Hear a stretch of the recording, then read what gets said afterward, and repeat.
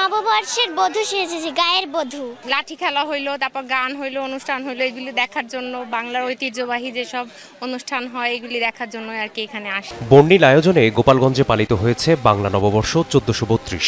এ উপলক্ষে সকালে অন্য সব আয়োজনের সাথে সবচেয়ে আকর্ষণীয় ও উপভোগ্য ছিল ঐতিহ্যবাহী লাঠি খেলা। জেলা প্রশাসনের আয়োজনে স্থানীয় পৌর পার্কে এই লাঠি খেলার আয়োজন করা হয়। প্রত্যেক বছর এই দিনটার জন্য আমরা বাঙালিদের কাছে একটা প্রত্যাশিত দিন।